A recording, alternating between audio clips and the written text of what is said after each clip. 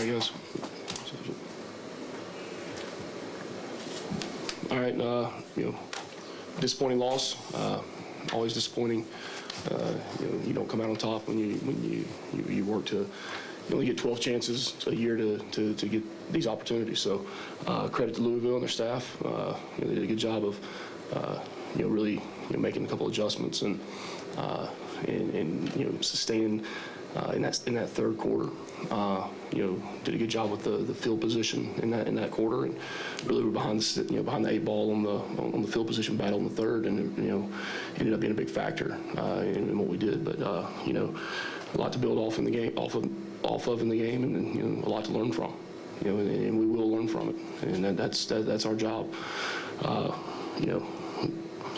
Margin of error is small. It's very small, and we've got to be able to sustain for the entire game, and get into the third quarter and be able to continue. And hey, look, you come out and they go down the field. We've got to be able to answer.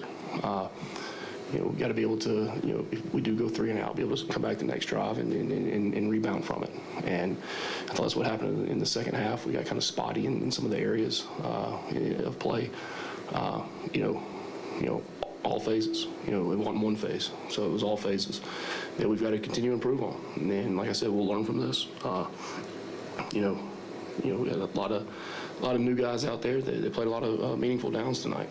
A lot of downs, and a lot of them did. We had some big plays made by some new guys out on the field, and it's encouraging when those guys can go out and do that. But at the same time, we've got to be able to do it, for the entirety of the football game. So,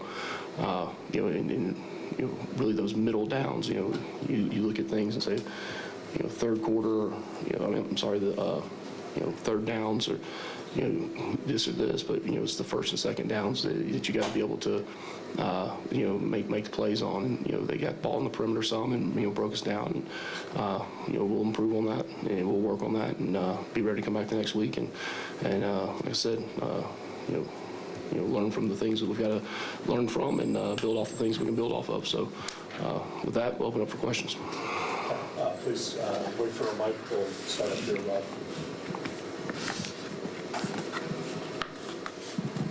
Offensively, it seemed when Haynes had time back there, he threw the ball well, but the second half, their defensive line really put a lot of pressure on him, and that really hurt the offense. Yeah, it usually does.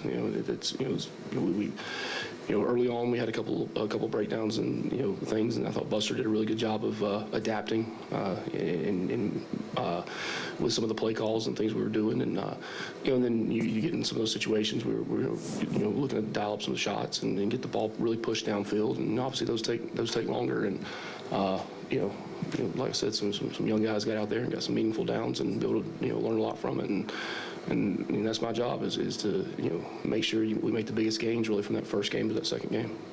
Secondary got banged up a little bit there in that second half. Any update on guys like Lamiles Brooks, Miles Sims, any of those guys? Yeah, not until tomorrow. Tomorrow we'll find out. We'll get the injury report on everybody.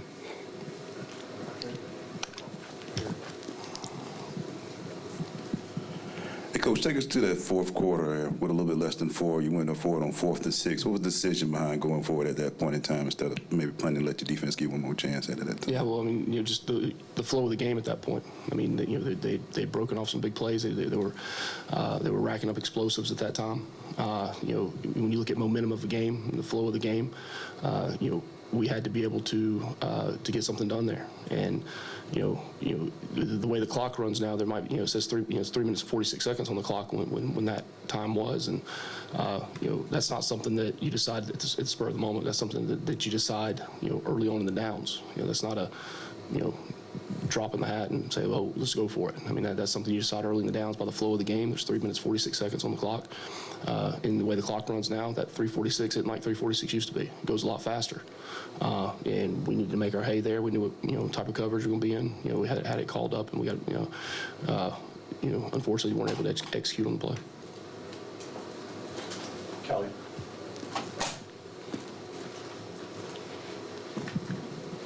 Brent, I was curious. Missed tackles seem to really bite you guys at times, especially in the hole on some of those big running plays, and then in space they took advantage of opportunities. Was that something that you saw leading into the game that was a concern, or just jitters, or anything in particular you put your finger on with the missed tackles? No, I mean it's anytime you get a guy, get guys in space, and as we know, I mean that's what college football is now. It's the battle of the explosives, and I think they won the first quarter, won the second quarter, they won the third, and it's kind of how it went back and forth, and that's how explosives occur. Either somebody gets beat on a one-on-one, on a route, some sort of a route, or somebody gets beat and broke down one-on-one in a tackling situation, and they were able to execute in those situations. And obviously it's one of those things that we'll learn from, and we'll continue to address and work on and get better this weekend. In the back. Coach Key, what stands out? Second quarter, remarkable turnabout, and the productivity was off the charts.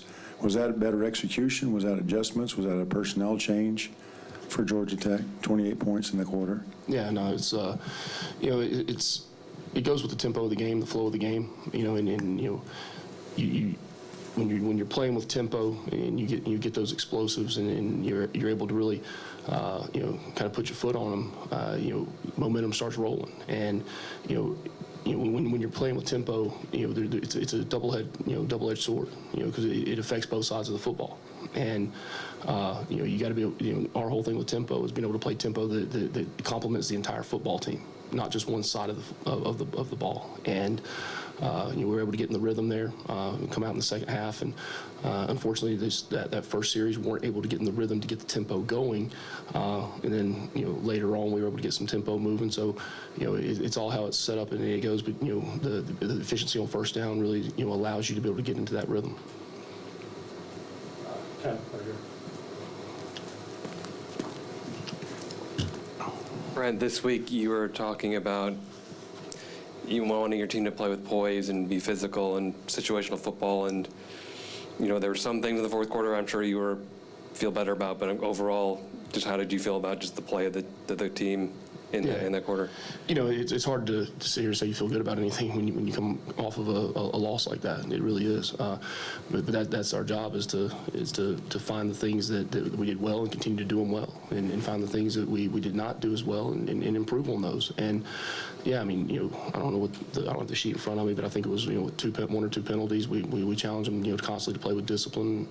Continue to make improvements in that. The situational things. Some were good and some weren't. It's both sides of the football, all around. So toughness. I mean, I think to the last play. I mean, I think guys are playing hard, but there's no trophies for playing hard. It's just part of the equation of being a good football team. Coach, you've spoken often about the process of establishing your identity. I know you were able to do that in the offseason into camp, but after one game, what's the identity that you feel you guys showed tonight? Yeah, well, I mean, our identity was in spurts. We had flashes of an identity. We had flashes of the team we want to be, and that is part of the process. When you put things on tape and you show who you can be, then you need to be that. You can't part-time do it and be it, and that'll be a big part of the lessons learned from the game. And for ages, the biggest improvements are they're supposed to occur between the first and second game, because now you do have a good feel for how your team competes against another opponent, not just themselves. So we'll take those things and move forward with them and continue to improve into the next football game. Following up an earlier question, during the week you also said you wanted to see how your team would respond in an adverse situation. When things seemed like things started getting out of control a little bit in the second half, I was just wondering from your viewpoint on the sideline what you saw. Yeah, that's something you watch closely. You're watching the feel of your team, the feel, how your team's responding to things. Are they getting down? Are they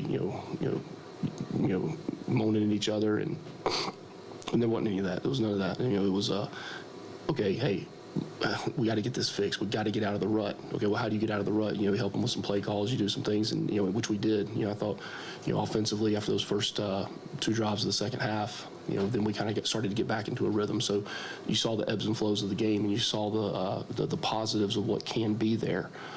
with those guys. You know, it'd be real easy when all of a sudden, you know, there's a quick run of points like that just to give up and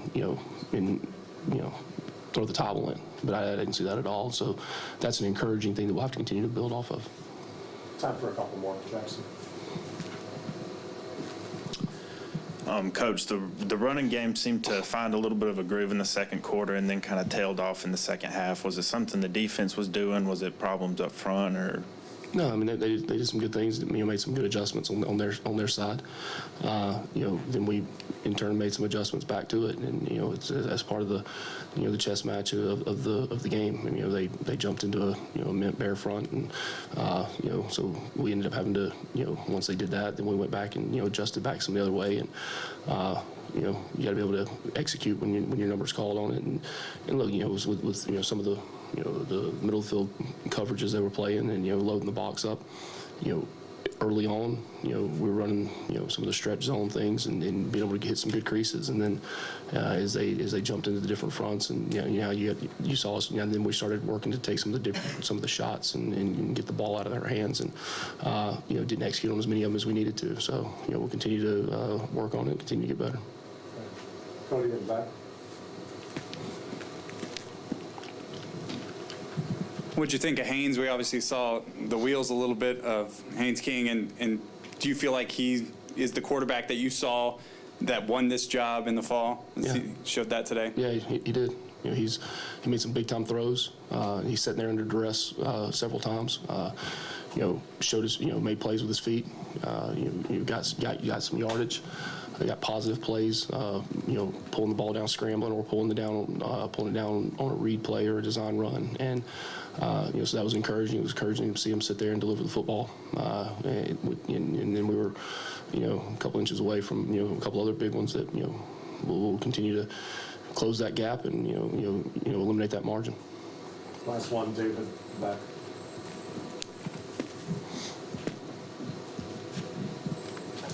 I know you said it's disappointing. You haven't been, on the loss. You haven't been able to watch tape. Does it feel like this one slipped away a little bit?